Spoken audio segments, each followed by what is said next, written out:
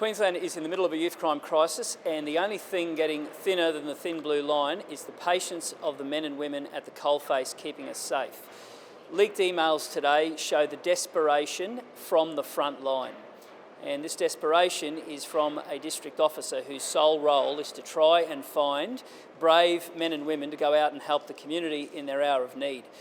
And these emails paint a picture of how bad the situation is. When you have 3 in 4 calls in a shift going unanswered, that is situation critical. And for the government to say that that's not an issue shows that they're not listening to the Queenslanders that I'm listening to. And do you want to know the reason why this is the case?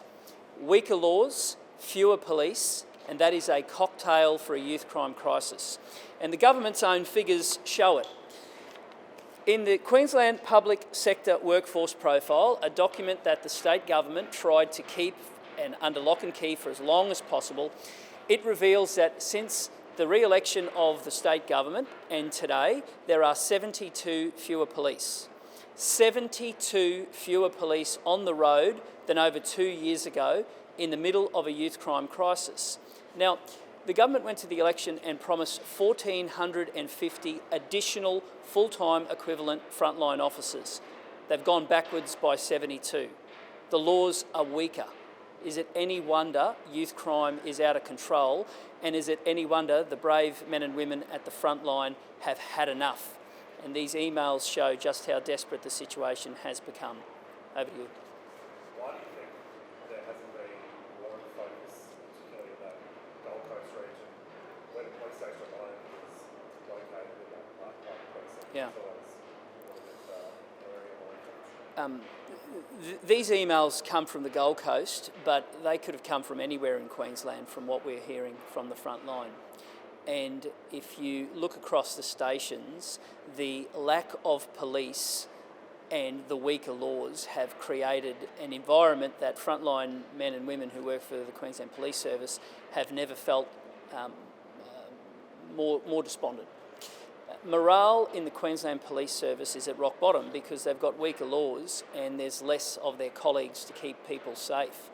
And today, when the Premier fronts the media, I'd love an acknowledgement about how tough it is for them because of the decisions of her government, because of the decisions to water down the laws, and because of the failure to keep a promise.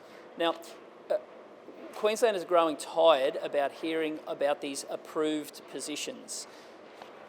What the report shows and what this document reveals is you can't pick up the phone and dial 000 and get an approved officer.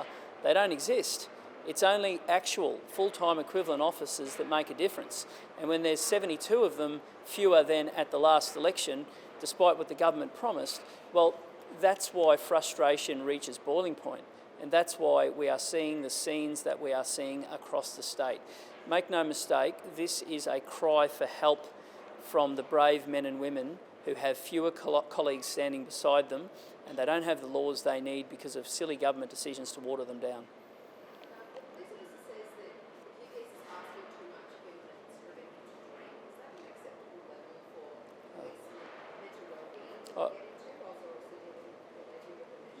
There are so many comments and reflections in this email that show you the pressure that men and women at the front line are under. And is it any wonder that police officers feel so undervalued, and is it any wonder they are leaving faster than they're being replaced? Because they're not respected.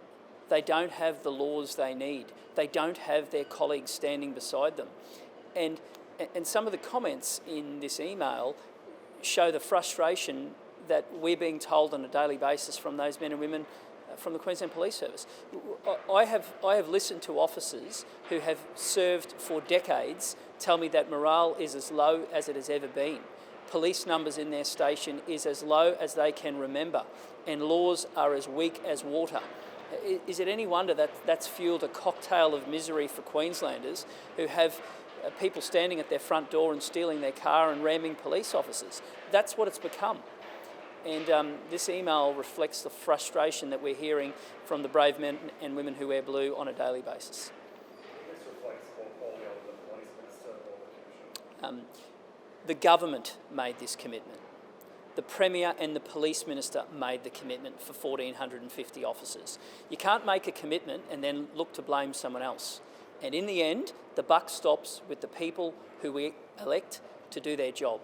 And the Premier said before the election that she was going to keep us safe. And she said before the election there'd be 1,450 extra police officers. Well, they've gone backwards by 72 police officers. The laws are weaker. Queensland is in the middle of a youth crime crisis. They haven't kept their word, and Queenslanders are fed up to the back teeth. At the moment, the well-camp report still hasn't dropped. Yeah. The Premier hasn't pre-arranged press conference at 10:30. Do you think she should be fronting the cameras once it drops? Absolutely, and we certainly will. And we intend to not only comment about this, but reflect and learn from it.